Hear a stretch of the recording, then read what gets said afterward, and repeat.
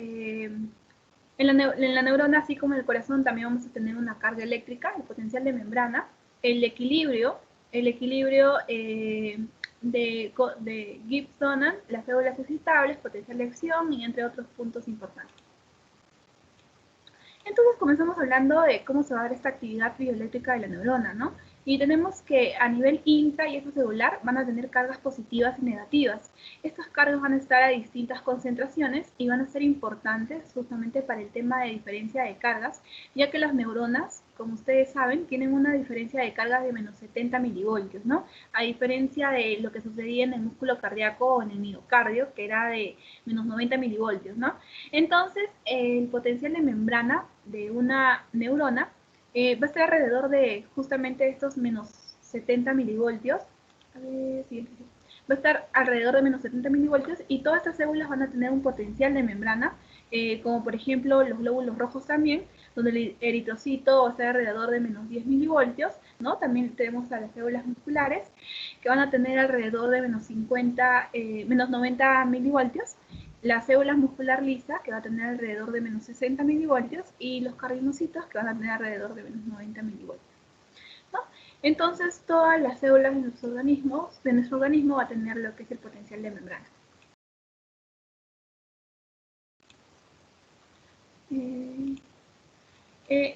Entonces un poco más hablando acerca del potencial de membrana, podríamos decir que viene a ser que la diferencia de voltaje que va a haber entre la cara externa y la cara interna de la membrana celular.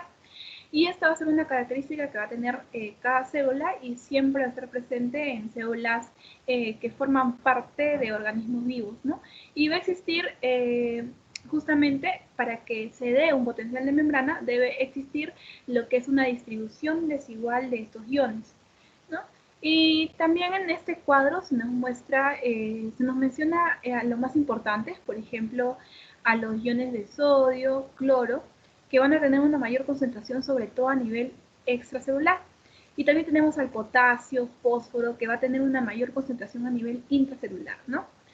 Y se van a presentar también valores normales de electrolitos en plasma, ¿no? Y se pueden enfocar un poco más en eso. Entonces, otros puntos que debemos aclarar es que acá se va a trabajar con lo que es la difusión, ¿no?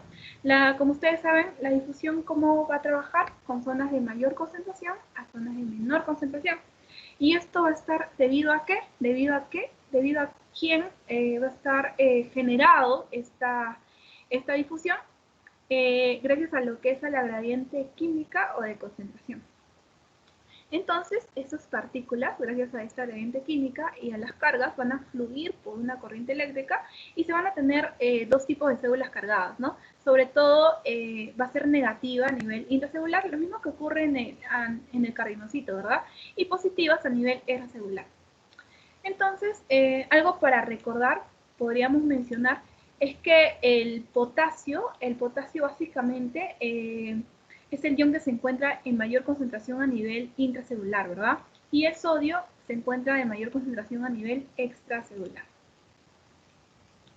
Ya básicamente eso y bueno, entonces, ¿qué va a pasar? Acá nos muestran una imagen. Acá nos muestran una imagen donde básicamente nos habla eso, ¿no? Que el potasio, como hay más a nivel intracelular, ¿qué es lo que hace? Salir, ¿verdad? Dirigirse a nivel extracelular por la agente química. ¿Y esto qué hace? Que se genere que la membrana se cargue positivamente por afuera. Entonces, todo lo contrario sucede con el sodio, ¿no? Que se encuentra a mayor concentración afuera, entonces lo que hace es ingresar, dirigirse hacia el interior, ¿verdad? Entonces, eso es básicamente, ¿no? Bien parecido a lo que sucede a nivel de la célula cardíaca. Solamente que acá se trabaja con ¿qué? Con 70 milivoltios y en la célula cardíaca con 90 milivoltios.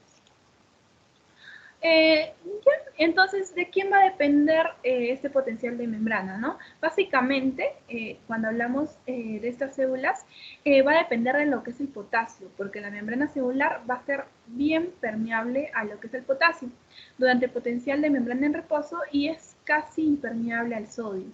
Entonces, el potasio va a tener un rol muy importante en el potencial de membrana. La otra acá se va a deber la distribución de desigualdad de los iones, ¿no?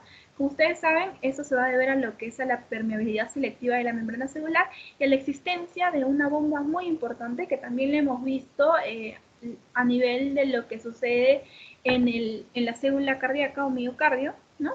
Que es la bomba de sodio-potasio.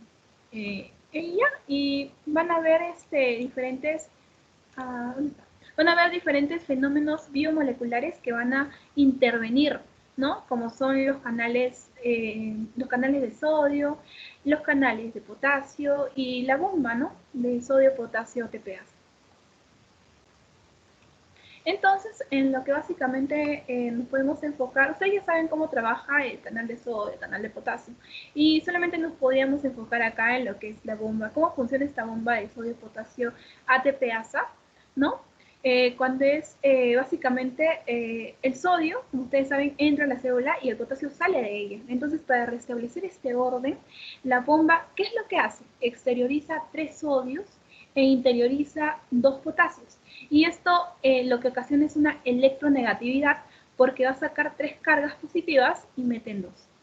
Entonces, ¿qué va a pasar a nivel de las gradientes? Como en el intracelular está cargado negativamente, lo que va a ocurrir es que los iones positivos van a ingresar por esta gradiente eléctrica, ¿no? Pero de ambas fuerzas van a predominar lo que es la gradiente química, y esto quiere decir que en condiciones normales nuestras células van a estar perdiendo una pequeña cantidad de potasio, ¿no? Siempre, siempre, siempre nuestras células van a estar perdiendo cierta cantidad de potasio, ¿ya? Es básicamente lo que nos habla la bomba sodio-potasio-ATPase. Y acá es básicamente los gradientes. Y el equilibrio de Gibbs-Donan, ¿no? Eso también es algo importante porque básicamente eso se refiere a que dentro de la célula va a existir gran cantidad de proteína con carga negativa. Y este equilibrio se va a producir entre los iones que van a poder atravesar la membrana y los iones que no son capaces de hacerlo. Entonces, cuando hablamos del equilibrio de Gibbs-Donan, ustedes al toque asocian a las proteínas que van a atravesar la membrana y a las que no la atraviesan, ¿no?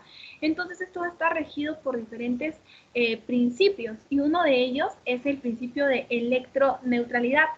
Y este principio básicamente se basa en que las proteínas no pasan la membrana, sino se quedan y se van a tener así más cargas negativas dentro de las células, ¿no? Eso es prácticamente lo que ocurre y a lo que se refiere el equilibrio de Gibbs-Donan, ¿no? Es básicamente relacionado a las proteínas. Entonces, cuando les hablen de Gibbs-Donan, entonces ustedes se acuerdan de lo que sucede con las proteínas, ¿no? Y ya, eso es básicamente, y ahora podríamos mencionar o podríamos hablar acerca de las células excitables, ¿no? ¿Qué son las células excitables, no? En caso de las neuronas, cardiocitos y algunas células endocrinas, van a ser aquellas células que van a alterar su potencial de membrana que esté en reposo, ya sea ocasionando lo que es la despolarización o la hiperpolarización. Entonces, estas células van a necesitar en algunos casos algún estímulo que va a permitir alterar este potencial de membrana en reposo, y como ustedes saben, para esto requiere que sobrepase un umbral, ¿verdad? Porque si el estímulo no es demasiado fuerte, no se va a generar un potencial de acción. Entonces, eso es básicamente a lo que se refiere cuando hablamos de células excitables. Ya, eso básicamente. Y bueno, entramos en lo que es el potencial de acción, ¿no? Básicamente, para recordar, son los cambios rápidos que se dan en potencial de membrana, potencial de reposo de células excitables. Y esto, debido a quién va a estar ocasionado, debido a un estímulo que ha sido provocado, ¿no? Entonces, como va a ocurrir como consecuencia de diferentes interacciones iónicas que se van a dar en la membrana celular, ¿no? Y bueno, acá prácticamente en esta imagen nos muestran que existe un potencial umbral, ¿no? Y que este nivel de despolarización, a partir del cual van a comenzar a abrirse esos voltajes dependientes, ¿no? También van a tener, como ustedes observan en las gráficas, una amplitud y una frecuencia. Además, van a haber fases de reposos que van a interaccionar con iones de sodio y potasio, y también va a depender del estímulo, ¿no? El estímulo tiene que pasar, como ya les había mencionado anteriormente, tiene que pasar este umbral para que así pueda generar un potencial de acción, ¿no? Y para que posteriormente se puedan abrir lo que son los canales de sodio y potasio y genere todo lo demás, iniciando lo que es la fase de despolarización. Posteriormente también nos habla de la fase de repolarización, que básicamente cuando se abren esos canales de potasio, ¿no? Y también podemos mencionar lo que genera finalmente en la fase de hiperpolarización, lo que es la bomba, ¿no? La bomba de ATPase. Y básicamente eso es lo que nos mencionan. Nada más. Sí, eso básicamente. Acá, miren, acá, por ejemplo, en la gráfica nos ponen lo que hemos mencionado, ¿no? Cómo van a actuar los diferentes canales iónicos según las diferentes fases que van a ocurrir ocasionados o en respuesta al potencial de acción, ¿no? Como que es la despolarización, la repolarización y la hiperpolarización, ¿no? Y gracias a esta bomba sodio ATPasa es la que es por esta bomba justamente por la cual la célula va a volver a su carga normal, ¿no? Lo mismo que sucede, algo parecido a lo que sucede a nivel de las células cardíacas. Y ya, básicamente eso. También tenemos algunos periodos del potencial de acción. Tenemos dos periodos, acuérdense de esto sí es también importante. Tenemos un periodo absoluto y periodo relativo, y se acuerdan que en las anteriores diapositivas mencionamos también acerca de este periodo. Básicamente es lo mismo, ¿no? Es lo mismo, sino que aplicado a nivel de la célula, de la neurona, ¿no? En el periodo refractario absoluto no se genera ningún potencial de acción, por más que venga un estímulo nuevo, y en caso del potencial refractario relativo, sí se va a generar un potencial de acción, si viene un estímulo que permite sobrepasar el umbral. Entonces a partir de ahí sí se va a generar un estímulo, ¿no? Ya, eso básicamente lo que nos habla. Otra cosa acá es que esto creo que es lo más importante. Bueno, también tenemos lo que es el potencial local o fenómeno local, ¿no? Que va a suceder en un solo lugar y en una parte de la membrana. Y esos cambios se van a dar en el potencial de membrana en reposo, ¿no? Y pueden ser de diferentes tipos, ¿no?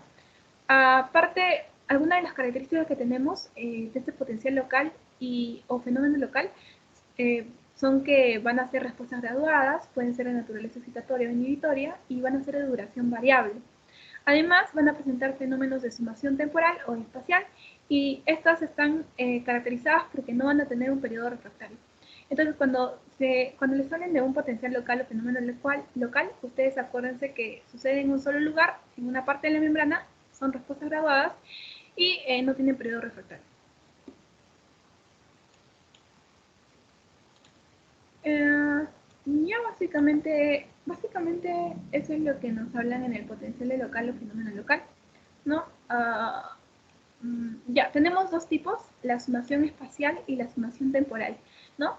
La sumación espacial es potencial regionales locales que se van a poder sumar.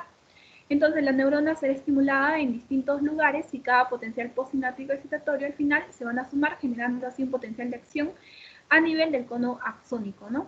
Entonces, cuando hablamos de sumación espacial, nos referimos básicamente a cómo se van a sumar, valga la redundancia, todos estos potenciales que se van a dar a nivel local, ¿no?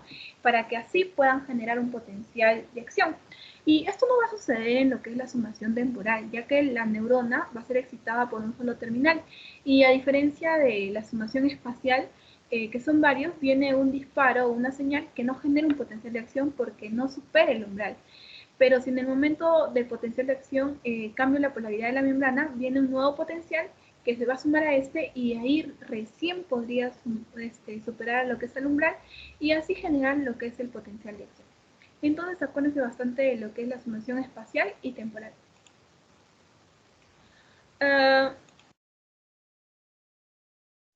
Y ya, entonces hablemos de la propagación, de cómo se va a dar esta propagación del potencial de acción. Y para eso recordar bastante lo que son las partes de la neurona, ¿no? Más adelante lo vamos a aclarar un poco, ¿no?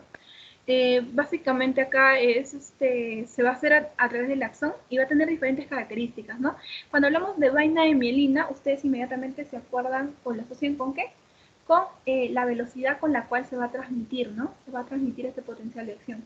Entonces, esto va a estar formado por el sistema nervioso central y por los oligodendrocitos a nivel del sistema nervioso central, y en el sistema nervioso periférico va a estar formado por lo que son las células de Schwann. ¿No? Acuérdense eso bastante porque eso también ha venido, así que acuérdense porque eso sí es probable, muy probable que les venga. También, como ustedes saben, la propagación se va a dar gracias a lo que es la mielina, ¿no? Que se va a aislar en el axón, y por lo tanto ese potencial de acción se va a transmitir de manera saltatoria, ¿no? A través de los nódulos. Como ustedes observan acá en estas imágenes, este potencial de acción se va a dar a través de estos nódulos de Rambier, ¿no?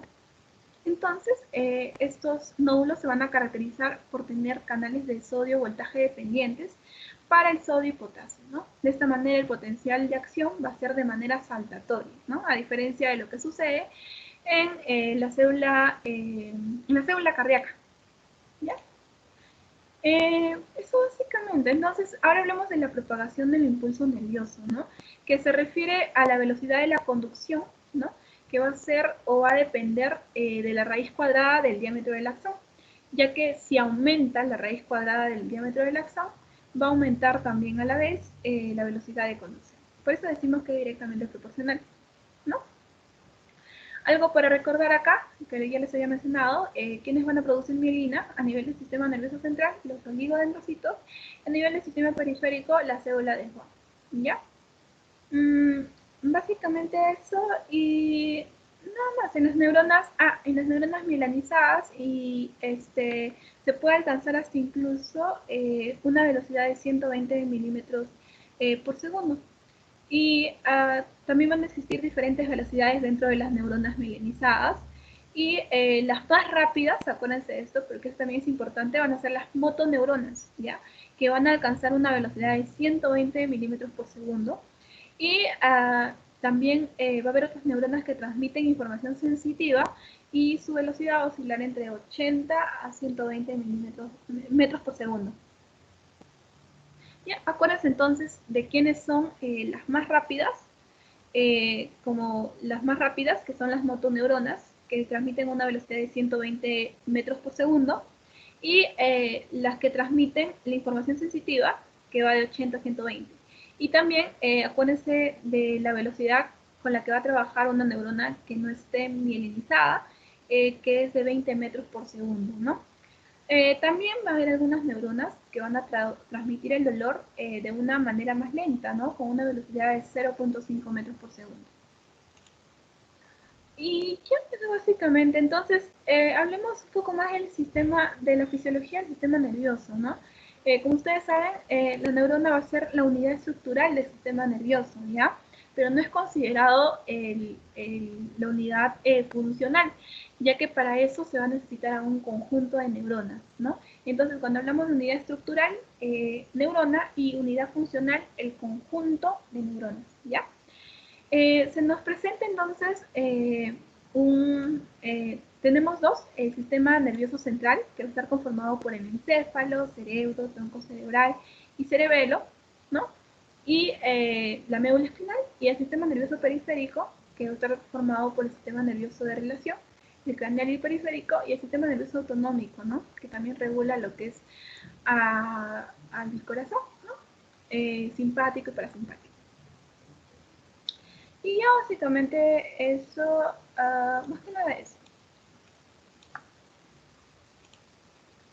Entonces también nos hablan de algunos cambios biológicos y clínicos en la depresión, ¿no? Cuando se alteran algunas funciones, y nos presentan acá un mapita, ¿no? A nivel que se va a dar por alteraciones de neurotransmisores, ¿no? Serotinérgica, dopaminérgica, noradrenérgica, ¿no?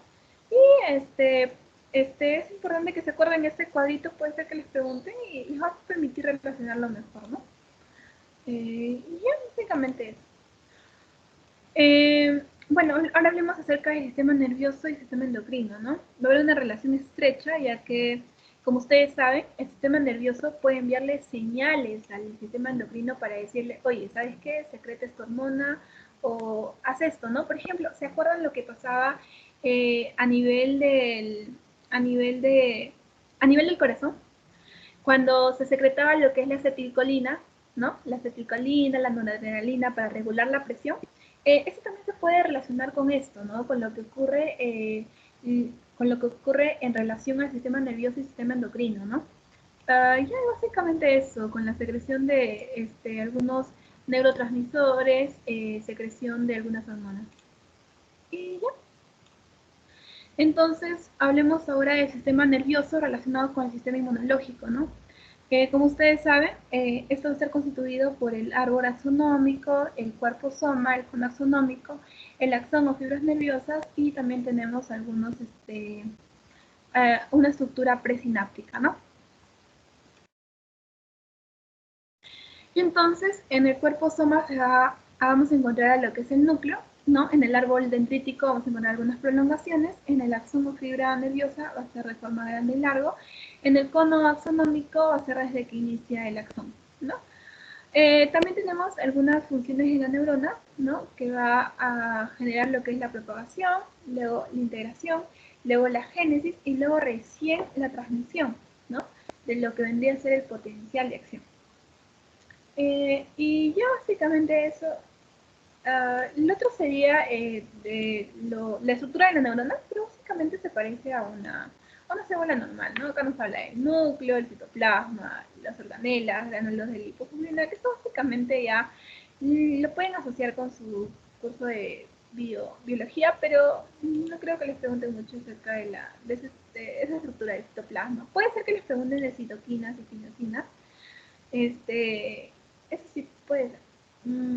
Yo creo que sí. Ya, básicamente eso. Entonces hablemos acerca de la membrana neuronal también, ¿no? Que tiene una estructura fosfolipídica y proteínica, que también nos hablan de básicamente que los neurotransmisores actúan como segundos mensajeros, ¿no? Y de alguna que vamos a encontrar acá también en la membrana neuronal, lo que son las bombas, ¿no? La bomba es de sodio, potasio, TPasa, los canales de sodio voltaje dependiente, ¿no? Básicamente eso. También tenemos los fenómenos biológicos de poros o canales. Como ustedes saben, los poros o canales van a permitir justamente que ingresen o que haya intercambio de algunas moléculas, ¿no? Ya que van a abarcar lo que es el espesor de la membrana celular, ¿no? Entonces hablamos de poros, ustedes al toque lo relacionan con la generación de señales eléctricas transitorias, que van a ser importantes para la transmisión de señales del sistema nervioso. Básicamente eso. Luego nos habla de receptores y canales iónicos, ¿no? Que van a interaccionar con ligandos y con varios tipos de estímulos que van a controlar lo que es la apertura y cierre de canales iónicos. Esto lo pueden básicamente deducir según lo que hemos aprendido en lo que es fisiocardiología, ¿no? Y un poco de biología también. Un poco básicamente, esto es muy importante, la clasificación de las neuronas, ¿ya? Tenemos neuronas unipolares, neuronas bipolares y neuronas pseudo-unipolares, ¿ya? Las bipolares las encontramos en la retina, acuérdense de eso porque también, sí, algo importante. Neuronas bipolares, retina. Neuronas pseudo-unipolares van a llevar información sensitiva al sistema nervioso central. Ya, entonces acuérdense de eso, pseudo-unipolares relacionadas con la información sensitiva y llevan la información al sistema nervioso central, y las neuronas bipolares que se encuentran dentro de las capas de retina. Y básicamente eso, y acá también nos habla de la clasificación del árbol dendrítico, ¿no? Pueden ser multipolares, motoras, piramidales, también encontramos acá las células de Purkinje, ¿no? También nos habla de una clasificación por función de las neuronas, ¿no? Tenemos neuronas de tipo sensorial, neuronas de tipo motoras, interneuronas, neuronas neuroendocrinas, ¿no? Que como su mismo nombre lo dice, van a estar relacionados con lo que es la secreción de hormonas en el torrente sanguíneo, ¿no? Y ya, También tenemos una clasificación según la forma de soma, ¿no? Pueden ser piramidales, granulosas, entre otras. Entonces hablemos un poco más de las células gliales, ¿ya? Eso también es algo importante. Esos son otro tipo de neuronas y van a ser importantes en el sistema nervioso porque van a tener una de las más importantes funciones, ya que contribuyen a lo que es el desarrollo y formación de la mielina. Entonces, cuando les pregunten quién contribuye al desarrollo y formación de la mielina, ustedes al toque se acuerdan de quién, de las células gliales, ¿no? Entonces, si hablamos de que contribuyen al desarrollo y formación de la mielina, también podríamos relacionarla con la que van a contribuir a la formación de la barrera hematoencefálica, ¿ya? Y básicamente eso, el número, bueno, son 100.000 millones de neuronas, eso básicamente es importante tenerlo en cuenta, pero no creo que les pregunten exactamente el número, pero ténganlo en cuenta porque puede ser que les pregunten en verdad y falso, así que igual no lo descarten.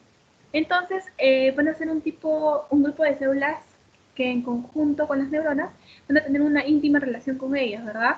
Porque si hablamos de la formación de mielinas, ¿a qué contribuye la mielina? Ustedes saben que la mielina contribuye justamente a la velocidad en la que se va a dar este potencial de acción. Entonces, ¿qué podríamos decir? Que las células neurogliales están presentes tanto en la sustancia gris como en la sustancia blanca del encéfalo y médula espinal. Y son un número aproximadamente el doble de las neuronas y su mayor proliferación va a ocurrir después del nacimiento. Estas células gliales se dividen en dos, ¿ya? La macroglia y la microglia. Las células de la macroglia son las que van a tener origen ectodérmico y la microglia origen mesodérmico. Básicamente se clasifican en microglia y macroglia por su origen, ¿no? Por su origen histológico. Entonces, su origen embrionario. Entonces, van a tener muchas funciones estas células gliales. Una de ellas es no solamente van a estar relacionadas con la formación de mielina, sino van a estar relacionadas con la remoción de las neuronas muertas, ¿no? Con la regulación iónica de señales bioeléctricas, con el desarrollo axonal, también, como ya hemos mencionado, forman parte o tienen relación con la función de la barrera hematoencefálica y también estas conforman la nutrición neuronal, ¿ya? Eso básicamente es de células gliales, ¿ya? Entonces, cuando les hablen de células gliales, ustedes al toque se acuerdan de lo que es formación de mielina, formación de la barrera hematoencefálica, remoción de células muertas, de células, claro, de células muertas prácticamente, que son las neuronas muertas, nutrición neuronal, ¿ya? Y microglia y macroglia que se dividen o que se clasifican según su origen embrionario, ¿no? Entonces, macroglia ectodérmico, microglia mesodérmico, ¿ya? Ahora sí, siguiente diapositiva. Entonces, hablemos un poco más de esta macroglia, microglia, ¿ya? Dentro de la macroglia tenemos clasificados a los astrocitos, oligodendrocitos, a la glía ependimaria y a la glía radial. Y dentro de la microglia tenemos a lo que es el microgliocitos, ¿ya? Y entonces hablemos un poco más de cómo está la macroglia y la microglia. Como ya hemos dicho, dentro de la macroglia encontramos el astrocito, que es característico, formado por un podocito, que es de la barrera hematoencefálica, y va a formar el oligodendrocito, formando así las vainas de mielina, ¿no? Acuérdense bastante de eso. Además, las células ependimarias van a tapizar lo que son las células y van a dividir compartimientos.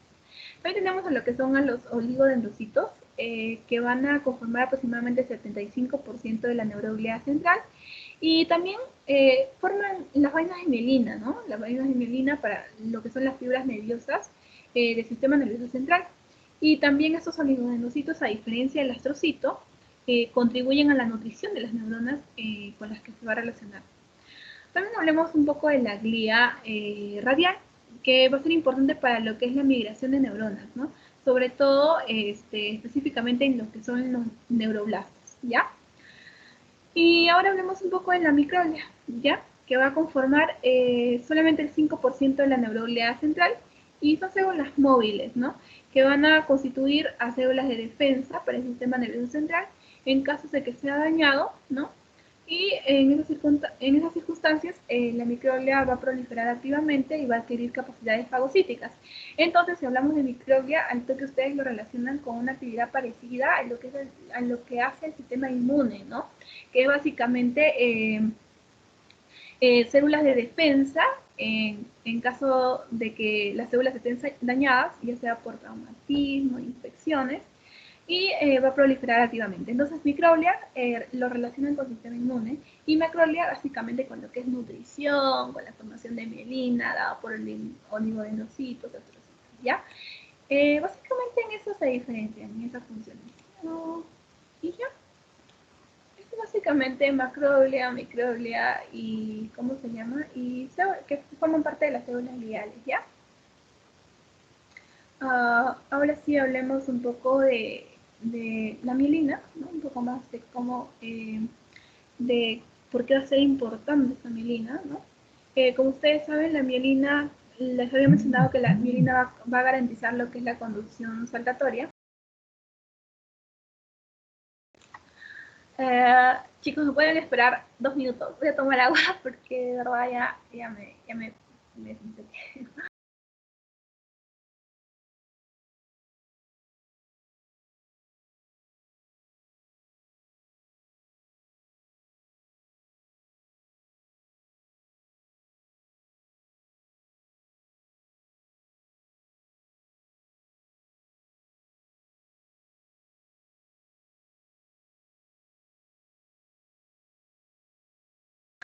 Ya, ahora sí. Entonces, la mielina va a ser importante para garantizar justamente esta conducción saltatoria, ¿ya?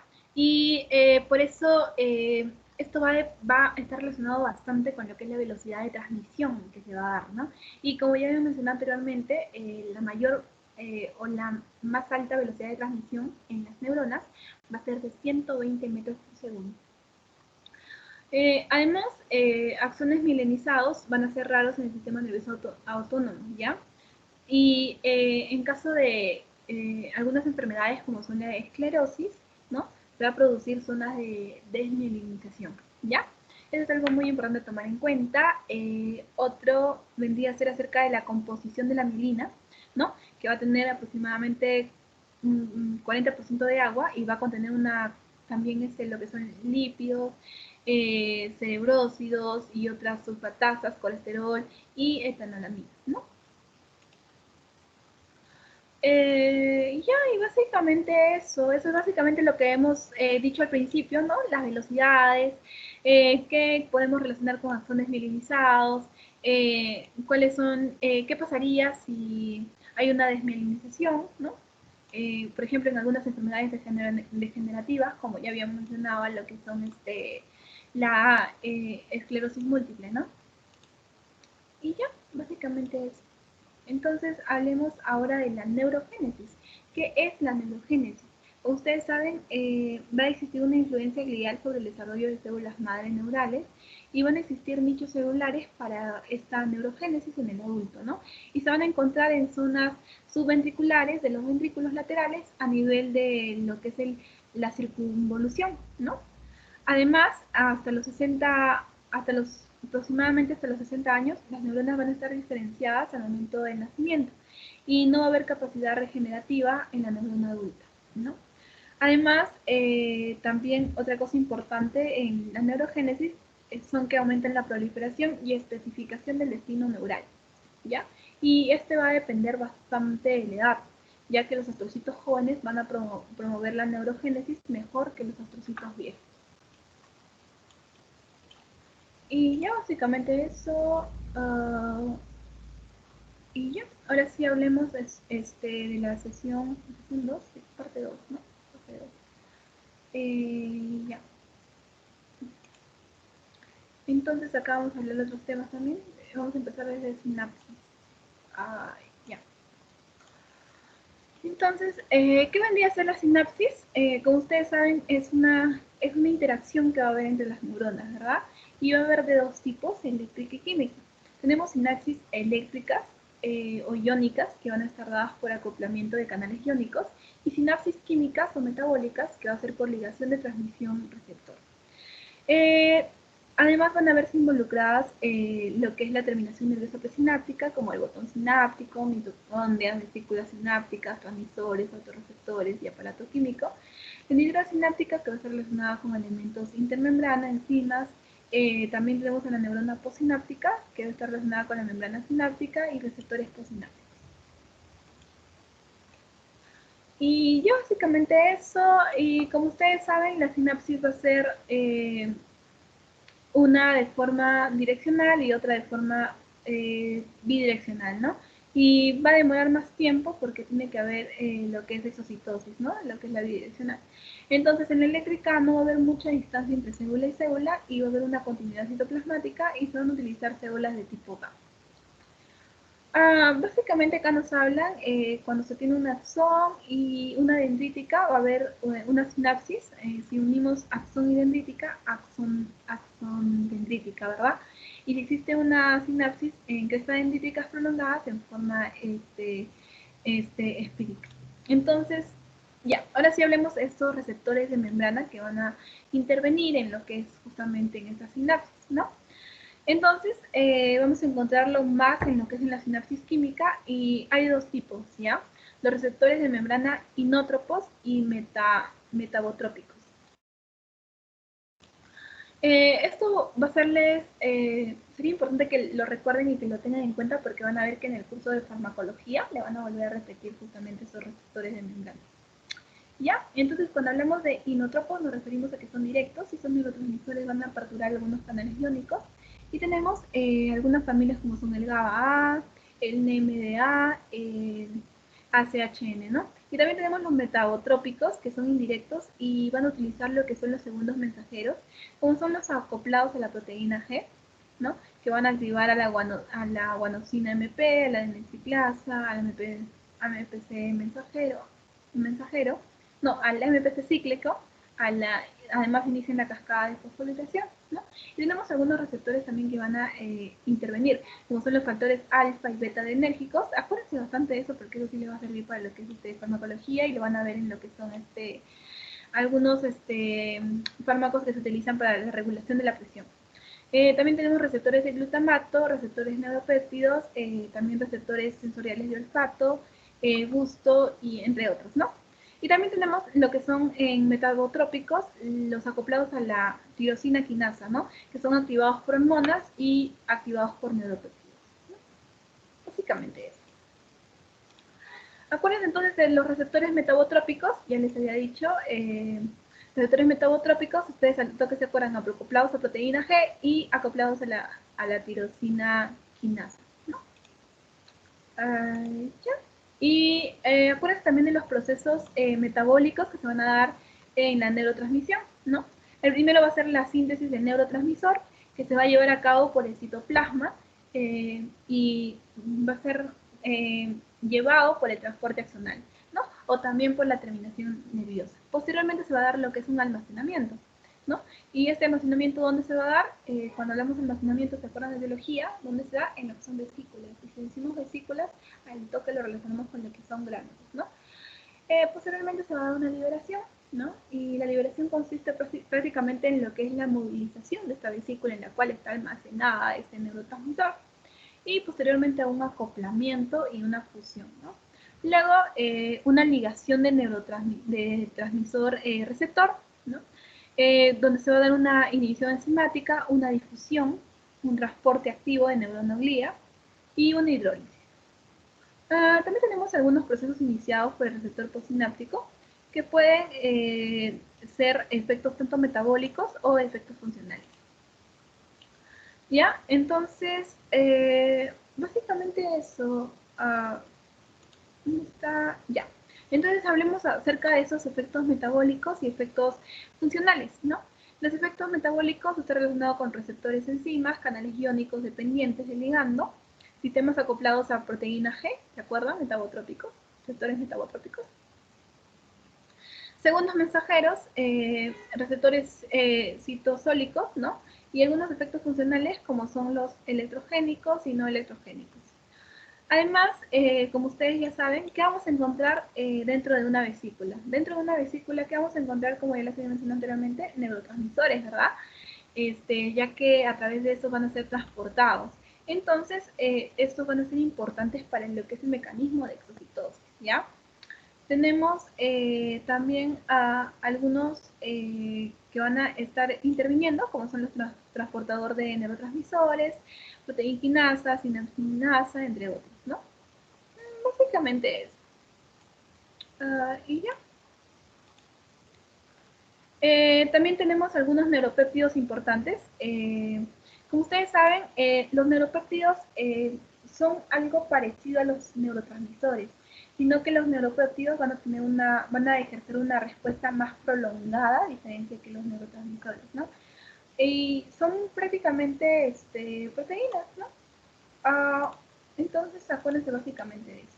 Y acá nos presenta un cuadrito, bueno, en la clase nos presenta un cuadrito, cuál va a ser la diferencia justamente entre estos neurotransmisores y estos neuropéptidos, ¿no? Por ejemplo, el tamaño molecular de los neuropéptidos va a ser grande, la acción va a ser lenta, pero de los neurotransmisores va a ser rápida. Además, el potencial de acción acá va a ser uno en neurotransmisores, la síntesis va a ser en el terminal presináptica, ¿no? Ahí lo pueden diferenciar. Esto sí, les sugiero que lo tengan en cuenta porque sí puede ser que les pregunten, ¿ya? Y el neuropéptido, como les había mencionado, una de las características más importantes es que como va a ejercer su función, va a ser más duradera, a diferencia de los neurotransmisores, ¿no? Que solamente dura 1 milisegundo. Y ya básicamente eso es con respecto a lo que son neurotransmisores y neuropéptidos. Entonces, cuando hablamos de neurotransmisores, ¿a qué nos referimos? Que están en el sistema nervioso y lo dividimos en varios tipos, ¿no? Acetilcolina, aminobiogénicas, aminoácidos, y cada uno de estos va a tener un diferente precursor, ¿no? Y más adelante lo vamos a ver. Por ejemplo, acá, miren, acetilcolina, como ustedes saben, para poder sintetizar se necesita el acetil-CoA y la colina, ¿no? Y el primer paso se tiene que tener la enzima acetilcolinotransferasa, ¿no? Acuérdense bastante de esa enzima porque esa es la que prácticamente interviene en lo que es en esto, y esto le va a servir bastante, de verdad, para lo que es farmacología, así que les sugiero que sí se enfoquen en lo que son receptores metabotrópicos, inotrópicos, básicamente en eso. Y ya, eso es básicamente lo que les mencioné anteriormente. También acuérdense de lo que es la dopamina, ¿no? Dentro de su formación va a estar en íntima relación con otros neurotransmisores, como van a ser la noradrenalina y la adrenalina, ya que van a tener un mismo precursor. Y además, la tirosina, por mediante de tirosina hidroxilasa, va a formar lo que es la dopa, y luego la dopa descarboxilasa va a formar lo que es la dopamina, ¿no? Y básicamente eso. Sí, básicamente eso. Entonces hablemos ahora de la noradrenalina, ¿no? Como ustedes saben, la noradrenalina va a tener el mismo precursor, que es la tirosina. Y el primer paso es la tirosina hidroxilasa, que va a formar la dopa, y luego esta dopa descarboxilasa formará la dopamina, y por acción de la dopamina beta, la hidroxilasa va a formar lo que es la norepinefrina y va a actuar mediante diferentes receptores noradrenérgicos, ¿no? Con receptores de tipo alfa y beta adrenérgicos. Esto es algo muy importante en lo que sucede a nivel de noradrenalina, porque ya les dije, va a tener bastante relación con lo que son fármacos que regulan la presión arterial. Acuérdense bastante de estos receptores alfa y beta adrenérgicos, que estos son bien importantes. Y ya, ahora quería hablarles de la noradrenalina, que básicamente va a ejercer, va a tener un mismo precursor que ya les había hablado, ¿no? Tirosina. Y ya es básicamente. Ya. Ahora hablemos acerca de la serotonina, ¿no? Que se va a formar a partir del triptófano. Acuérdense bastante del triptófano acá. Por una triptófano hidroxilasa formará 5-hidroxitriptófano, y este va a generar lo que es el neurotransmisor por una descarboxilasa, ¿no? Entonces, acuérdense básicamente de cómo se va a generar esta serotonina. Eso es lo más importante aquí, y que va a regular lo que es el sueño vigilia, así como la regulación del olor. Eso básicamente, serotonina. Entonces hablemos acerca de la interacción que van a tener este sistema noradrenérgico y serotoninérgico en el cerebro, ¿no? Y estas pueden estar divididas en interacciones presinápticas y postsinápticas. ¿A qué nos referimos con interacciones presinápticas? Esta va a implicar lo que es la acción de la norepinefrina sobre dos adrenoreceptores situados en terminales serotoninérgicos, ¿no? ¿Y a qué nos referimos con interacciones postsinápticas que van a ocurrir en el cuerpo celular serotoninérgico, ¿no? Cuando alguno de los receptores adrenoreceptores en el cuerpo celular van a estar estimulados por lo que es la norepinefrina y posteriormente la liberación de serotonina se va a ver incrementada, ¿ya? Entonces, acuérdense básicamente de esas interacciones presinápticas y postsinápticas. Otra cosa, otro elemento importante es hablar acerca del GABA, que va a estar muy relacionado con lo que es el glutamato, ¿no? Y ya que a partir del glutamato, por acción del ácido glutámico, el descarboxilasa se va a formar justamente este GABA, ¿no? Y este va a ser el principal neurotransmisor inhibitorio del sistema nervioso. Ya eso es lo más importante y tenemos tres tipos, el GABA A, el GABA B y el GABA C. El GABA A va a estar asociado con lo que es el canal de, va a estar asociado con lo que es el canal de cloruro y va a ser el más abundante, ¿no? Y va a tener una localización postsináptica. El GABA B va a actuar mediante la inhibición presináptica y postsináptica y va a ser un receptor acoplado a lo que es la proteína G1. Y el GABA C, al toque ustedes lo relacionan con canales de cloruro y va a ser modulado por lo que son algunos fármacos, como ya les había mencionado, los que son los barbitúricos, alcoholes, hasta incluso benzodiazepinas, ¿ya? Eso básicamente. Sí, eso básicamente y nada más. El glutamato. Entonces, como ya les había mencionado, el glutamato se va a formar por un intermediario, que es la glutamina, acuérdense entonces glutamina, ¿ya? Mediante la acción enzimática, esta glutamina pasa al glutamato y este glutamato posteriormente va a formar lo que ya habíamos mencionado, lo que es el GABA, ¿no? Este glutamato se caracteriza porque es un neurotransmisor excitador, ¿ya? Y es considerado un aminoácido excitador del sistema nervioso. Además, va a interactuar con receptores de dos tipos, inotrópicos, y también va a tener receptores metagotrópicos, ¿no? Que van a estar asociados a lo que son las proteínas G y también a lo que básicamente son algunos fármacos, ¿no? Que van a intervenir bastante. Y ya, ahora hablemos acerca de la histamina, ¿no? Que se va a formar a partir de la histidina. Acuérdense bastante de lo que son los precursores de cada uno de estos elementos, porque eso es básicamente lo más importante de cada uno de estos, ¿no? Esto va a estar dado por la acción de la histidina descarboxilasa, ¿no? Lo que va a hacer es secretarse mediante citosis y así interaccionar con algunos receptores histaminérgicos, ¿no? Y ya, ahora, médula espinal, ya claro, eso sería ya la parte 3, que corresponde a lo que son funciones motoras, ¿no?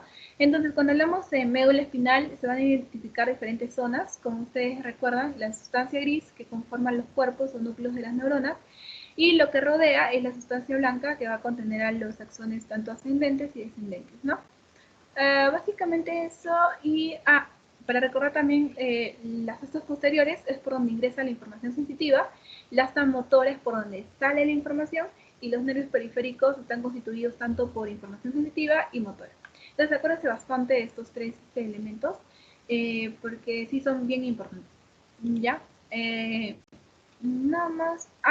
Ahora lo que es la distribución somatotópica del segmento medular cervical, ¿no? Tanto a nivel cervical y lumbar van a tener una distribución particular, ¿ya? En las astas anteriores van a emerger lo que son las motoneuronas alfa y también tenemos a lo que son la distribución somatotópica en el segmento medular lumbosacro, ¿ya? Que va a estar hacia el centro y va a haber ahí, ¿se acuerdan que mencionamos anteriormente lo que son las motoneuronas? ¿Ya? Acá van a estar, ¿ya? Y van a inervar más hacia la parte axial y central, ¿ya? Eso básicamente. Otra cosa que teníamos que hablar es del control ascendente del tronco hacia la médula, que se va a dividir entre dos vías mediales y vías laterales, ¿ya? En las vías mediales vamos a tener lo que son algunas fibras, como son los retículos espinales, ¿ya? Los retículos espinales los retículos espinales que va a viajar básicamente por las columnas centrales, ¿ya? Y las vías laterales van a hacer una acción en el núcleo rojo. Acuérdense básicamente de eso, porque eso es lo más importante. Y ya. Ahora hablemos acerca de la distribución funcional de los núcleos motores de la médula, ¿no? Acá tenemos a los núcleos motores de la médula que están en las astas anteriores, ¿no? En posición medial y lateral. También tenemos a lo que son las motoneuronas que van a estar más ventrales. Y también tenemos a lo que son a los fascículos y a todo el sistema nervioso que van a tener un homúnculo, ¿no? Y en la vía cortical va de adentro hacia afuera. Básicamente eso. Acuérdense más que nada que acá vamos a encontrar lo que son algunos, a nivel medial, lo que son va a estar relacionado con los músculos axiales de cuello y espalda, y a nivel lateral con los músculos de las extremidades de forma ordenada. Por eso básicamente eso. Y ya. Y acá también se nos muestra un cuadro, ¿no? Donde prácticamente nos habla de cómo están estas fibras y de qué se encarga cada una, cuál es la función y el origen. Esto sí, acuérdense, porque esto sí es muy probable que les pregunten, así que bueno, les sugiero que sí se lo aprendan y se enfoquen en eso, porque eso sí es algo importante. Entonces hablamos un poco del shock medular, ¿no? Es donde se va a perder la motilidad de todos los segmentos de abajo donde ha sido la lesión, al igual que la función metabólica, ¿no? Y prácticamente acá es donde la presión arterial va a caer, se va a bloquear lo que son los reflejos musculares. Acuérdense básicamente cuáles va a ocasionar o qué va a ocasionar el shock medular, porque eso sí puede ser que les pregunten, así que algo importante. También acuérdense la inesección medular, ¿no? Que es un trauma, una mielopatía inflamatoria, ¿no? A nivel de las vías motoras que se va a dar una debilidad ipsilateral, a nivel de las vías sensitivas, también una superficie superficial contralateral va a estar perdida, y la superficie profunda ipsilateral va a estar también perdida. También lo que ocurre a nivel las vías autonómicas, ¿no? Que puede estar incluso respetada. Y el síndrome medular central, que nos habla prácticamente también de algunas alteraciones en las diferentes vías. Por ejemplo, en las vías motoras, que va a ocurrir una debilidad en las extremidades superiores distal y proximal, ¿no? En las vías sensitivas va a haber una pérdida disociada, y en vías autonómicas puede estar afectada con relación a lo que son el dolor de brazos y pecho. También nos habla de otro, que es de la degeneración de las columnas posterolaterales, ¿no? Que es una degeneración combinada justamente por lo que es la deficiencia de vitamina B12. Entonces, cuando les mencione degeneración de columnas posterolaterales, al toque ustedes lo asocian con deficiencia de vitamina B12, ¿no? Y donde se afecta justamente la célula cuneiforme, ¿no? Y a nivel de las vías motoras, encontramos una polineuropatía, y a nivel de las vías sensitivas, la superficial profunda va a estar perdida, y la superficie superficial va a estar conservada. Entonces, básicamente eso. Y el paciente va a presentar lo que es ataxia y hormigueos.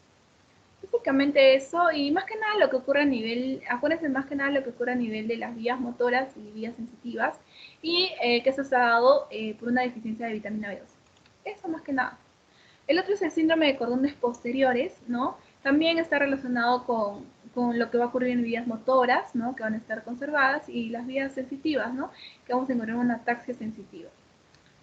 También tenemos al síndrome de asta posterior, ¿no? Que a nivel de las vías motoras puede comprometer algunos pares craneales, y a nivel de las vías sensitivas no va a tener van a estar conservadas, ya que no va a tener alguna alteración a nivel sensitivo.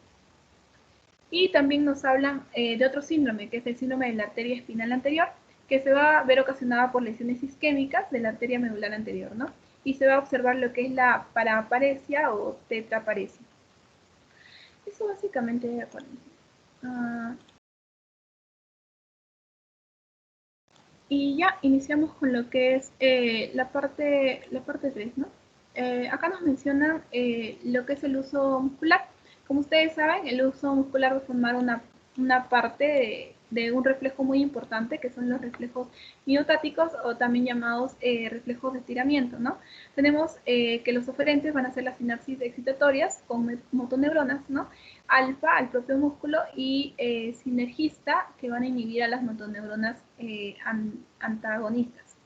También al estirar el músculo va a generar que este uso mande una información sensitiva y el aferente aumenta así la frecuencia de descarga, ¿no? Entonces es ahí donde se va a producir una contracción del músculo y de sinergistas, ¿no? Y posteriormente una relajación de esos sinergistas. Básicamente eso, y van a ver algunos reflejos miotáticos, como ustedes ya lo habrán visto seguro en Fisiología Lab, ya en Fisiología Lab creo, ¿sí? Han estudiado un poco más acerca de esos reflejos miotáticos, ¿no? Que a nivel bicipital trabajamos con la C5, C6, con la C6 podemos ver lo que es a nivel radial, en tricipital lo vamos a relacionar con la C7, el cúbito pronador lo relacionaremos con C8 y etcétera, ¿no? Entre otros, ¿no? Eso básicamente, reflejos miotáticos. Y otra de las cosas importantes que nos mencionan también en la teoría es de la función de las interneuronas NOA, ¿no? Que es cuando ciertas neuronas van a tener funciones importantes en esos reflejos. Y debemos recordar que el reflejo bicipital se genera por un estímulo del uso muscular y va a mandar información proprioceptiva que va a ingresar por las fascias posteriores, ¿no? E inmediatamente va a hacer lo que es la sinapsis con la metaneurona alfa y va a inervar a lo que es el músculo, generando así lo que es la contractibilidad.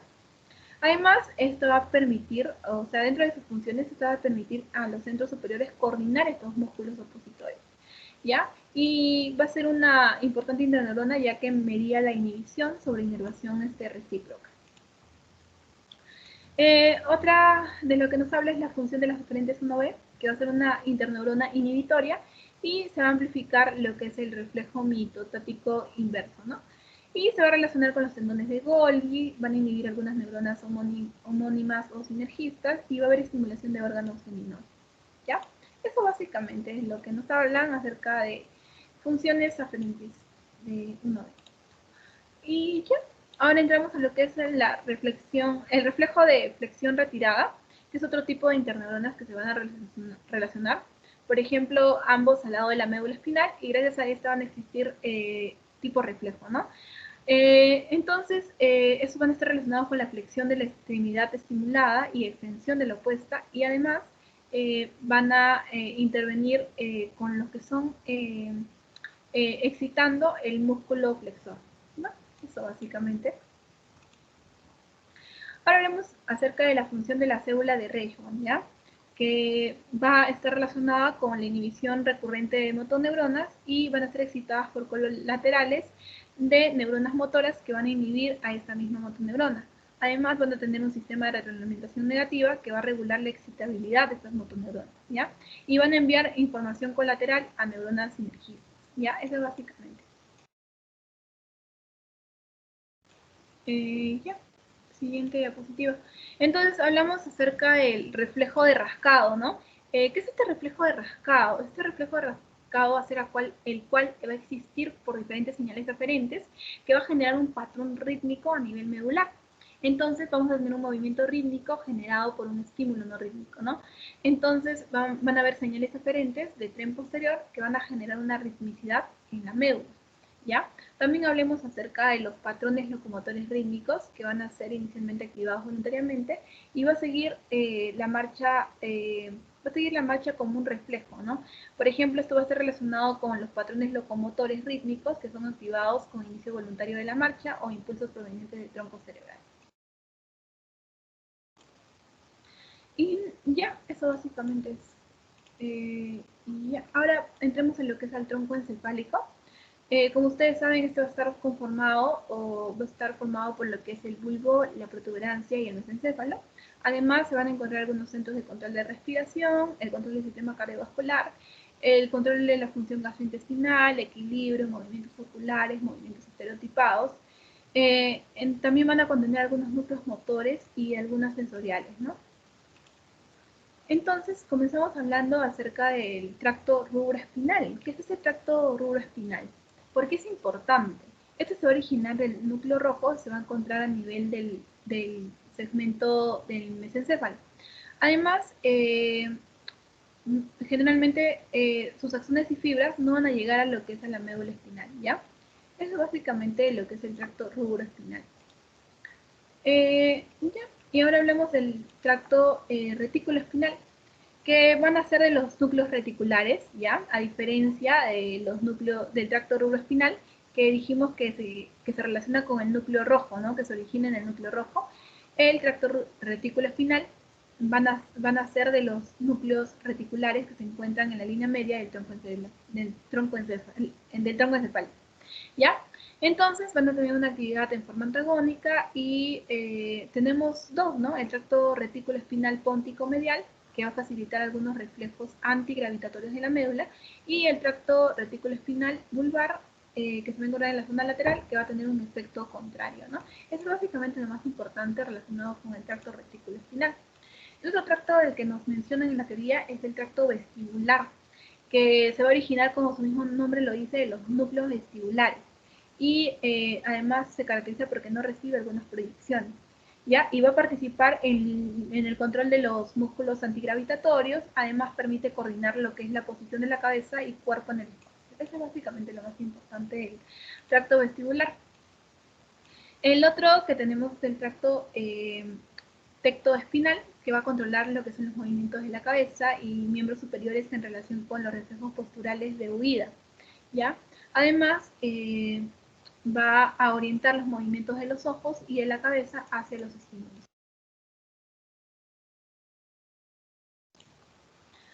Y ya, y básicamente es, ahora entremos a lo que es el cerebelo, ¿ya? Como ustedes saben, el cerebelo va a tener múltiples funciones importantes y va a presentar diferentes relaciones motoras, ¿no? Por ejemplo, resulta vital durante actividades musculares, por ejemplo, correr, escribir, tocar pianos, incluso conversar. Además, va a recibir constantemente información actualizada acerca de la secuencia deseada por contracciones musculares. Y el cerebelo se va a encargar de contrastar algunos movimientos reales, ¿no? Y se va a tener un patrón de movimiento mediante una información sensitiva que va a llegar al córtex y poder así indicarle al cerebelo que hay un movimiento. Ya básicamente eso. Es lo más importante del cerebelo. Ya, ahora hablemos acerca de la corteza cerebral y cerebelo. ¿Ya? Como ustedes saben, el cerebelo va a constituir el 10% del volumen del encéfalo, ¿ya? Y vamos a tener algunas áreas motoras como son las 4 y 6, además áreas somatosensitivas, que lo van a entender más en la clase 6, nos hablan un poquito más de estos, no, en la clase 4 que es líquido cefalorraquídeo, y que les voy a hablar mañana, nos hablan un poco más de esas áreas, ¿no? Para que ustedes recuerden un poco más acerca de lo que llevaron en neuroanatomía 2. Y bueno, básicamente entonces cuando hablamos de la corteza cerebral y cerebelo, al toque nos recordamos de las áreas motoras 4 y 6, áreas somatosensitivas, áreas parietales posteriores que se van a proyectar al cerebelo a través de diferentes núcleos que van a actuar como un puente, ¿no? Y ya básicamente es eso. También acuérdense de lo que son los inputs y los outputs. Acuérdense básicamente de esos dos. Y ya, entonces hablemos acerca de los sistemas motores que van a estar regulados por la corteza. Tenemos los movimientos reflejos, movimientos rítmicos, movimientos voluntarios, ¿no? Los movimientos voluntarios van a estar dirigidos con una finalidad, como ustedes saben, ¿no? El control, va a haber un control de retroacción también, ¿no? Cuando, por ejemplo, cuando se lanza una pelota, esta información será cesada por el uso muscular, que va a mandar la información hacia la médula y se va a amplificar y se va a tener una mayor contracción, ¿no? También tenemos un control anticipador, que se va a dar porque la información sensorial viene de la vista, ¿no? Y cuando se ve que el objeto viene hacia mí, se va a generar una contracción de la musculatura, ¿no? Y se va a transmitir mediante un sentido. Básicamente eso. Y ya, ahora hablemos acerca de la equivalencia motora, ¿no? Y es cuando el cerebro va a tener un patrón de movimiento. Por ejemplo, eso se aplica en lo que es en la escritura, ¿ya? Entonces, cuando les hablo de equivalencia motora, ustedes se acuerdan del patrón de movimiento. Al toque lo asocian con ¿qué? Con escritura, ¿ya?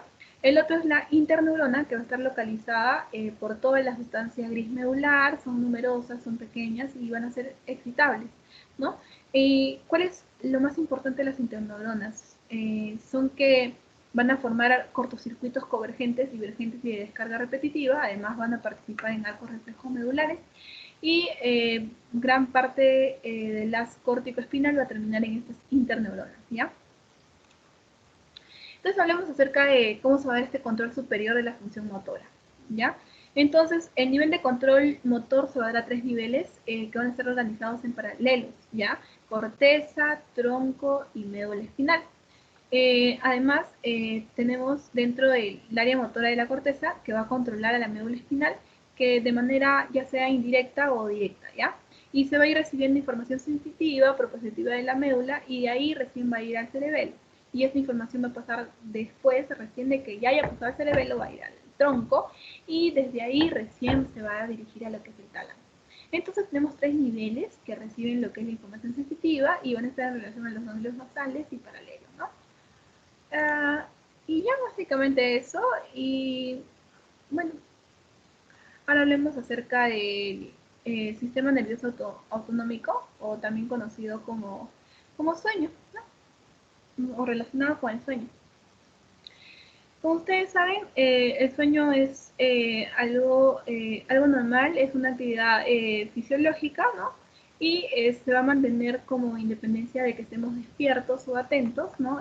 Porque va a estar regulado por un sistema nervioso autónomo, ¿no? Eh, y ya, entonces el sistema nervioso va a tener 3 divisiones, lo que es el simpático, parasimpático y por la vía entérica.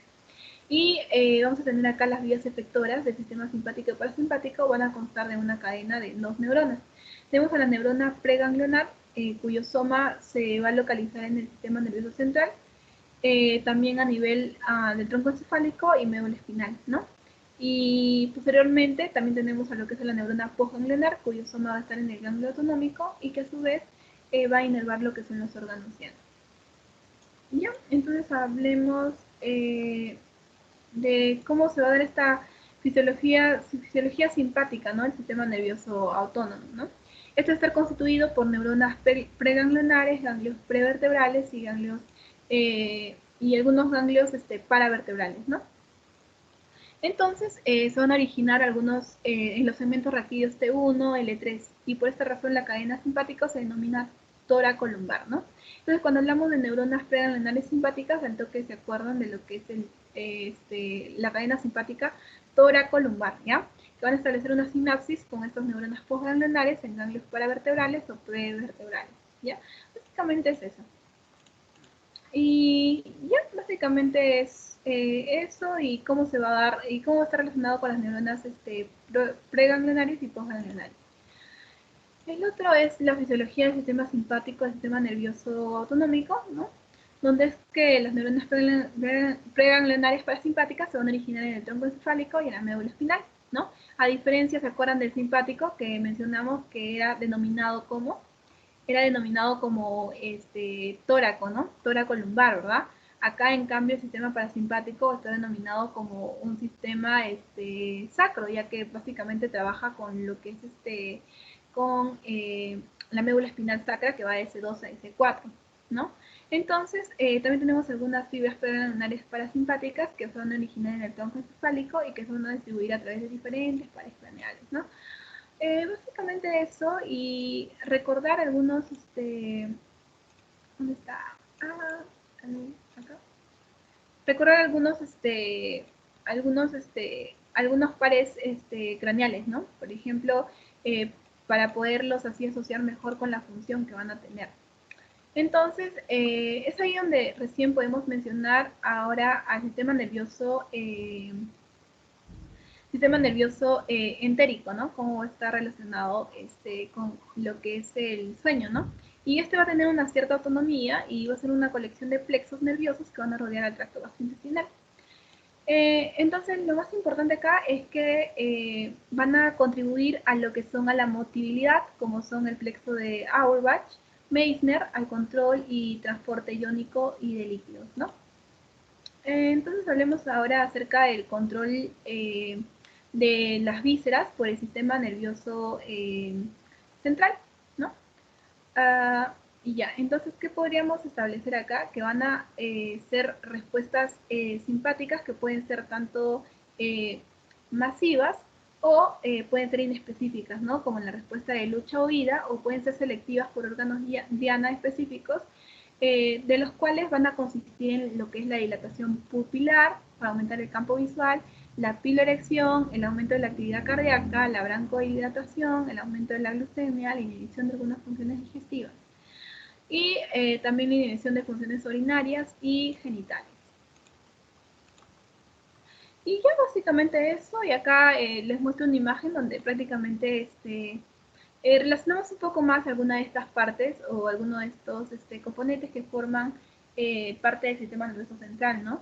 Hipotálamo, el tálamo, la corteza cerebral, algo raquídeo, ¿no? Básicamente es como un pequeño resumen de todo lo anterior que hemos mencionado, ¿ya? Entonces, hablemos un poco más acerca del hipotálamo, ¿ya? El hipotálamo es el que está encargado de integrar la información viscerosensorial y emocional del individuo. Además, va a controlar la actividad de la glándula hipófisis, puede estar relacionado con lo que es la memoria emocional. Además, va a producir conductas... el hipotálamo, no, el hipocampo es el que está relacionado con la memoria emocional. El hipotálamo va a estar relacionado con lo que es la regulación, con una homeostasis, ¿ya? Así que va a provocar conductas necesarias para sobrevivir, como alimentarse, beber, aparearse, ¿ya? Entonces, también va a controlar la actividad de la glándula hipófisis, regulando así algunas funciones corporales, como ya hemos mencionado, ¿no? Básicamente relacionado con lo que es la homeostasis. Y ya, ahora sí podríamos hablar acerca de la fisiología del sueño, ¿no? Como ustedes saben, esto va a ser uno de los principales comportamientos humanos más importantes que debemos tener en cuenta, ya que van a conformar cerca de un tercio del tiempo de vida, ¿no? Entonces, tenemos que hablar acá el ciclo de sueño, que va a ser constituido por una sucesión periódica de distintas fases de sueño que aproximadamente van a tener una duración de 90 minutos, ¿ya?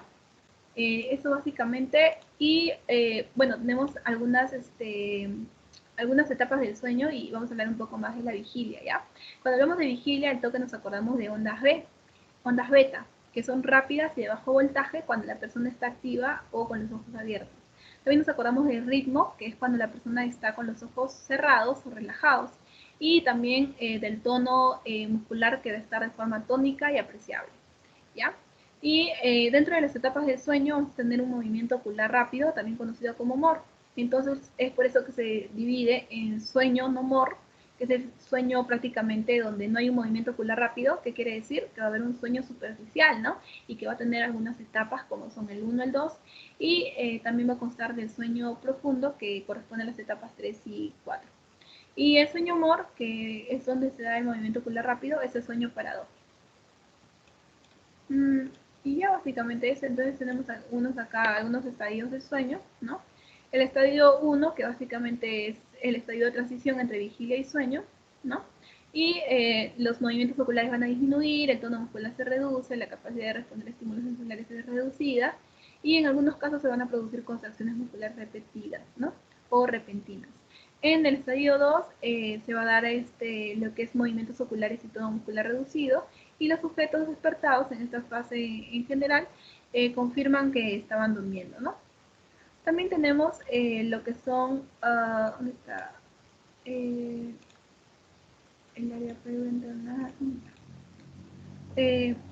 Bueno, acá no lo he puesto, pero también tenemos al estadio 3 y 4, que van a construir lo que son el sueño, ¿no? Y esto se representa en gráficas a través de ondas lentas, ¿no? También es conocido como sueño delta o sueño profundo, ¿ya? Básicamente eso, y bueno, eso más que nada.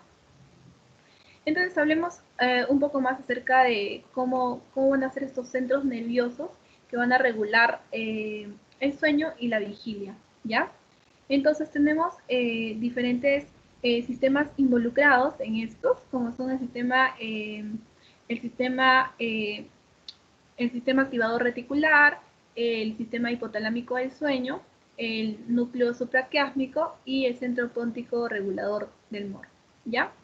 Tenemos entonces a lo que es el primer sistema, ¿ya? Que es cuando las neuronas van a mostrar un mayor nivel de actividad cuando el organismo está en vigilia, ¿ya? Cuando se presta atención a estímulos de su entorno. Y básicamente este sistema es está relacionado bastante con lo que es relacionado con lo que es la disminución de sueño, ¿no? Básicamente porque acá nos encontramos en un estado de vigilia. Y esto está ubicado en lo que es en el cuarto ventrículo, ¿ya?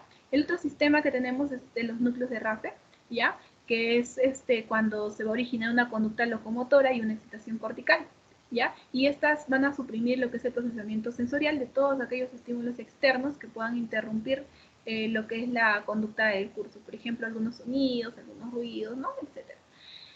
Otro es el sistema ACH, ¿no? Que es el que está relacionado con el área parabraquial y el proencefalo basal, ¿no? Que es cuando las neuronas colinérgicas van a producir activación y va a desincronizar corticalmente cuando son estimuladas. Y esas neuronas van a facilitar determinados procesos asociativos y de plasticidad cortical. También tenemos el sistema histaminérgico, ¿no? Que prácticamente consta de la activación de esas neuronas cuando se produce una excitación cortical, ¿ya? Y el otro es el sistema orexinérgico, ¿no? Eso se refiere cuando las neuronas van a activar algunas regiones cerebrales que van a estar implicadas en la vigilia, ¿no? Por ejemplo, los núcleos de Rafe, el área parabraquial y algunos núcleos como pueden ser el túbulo mamilar.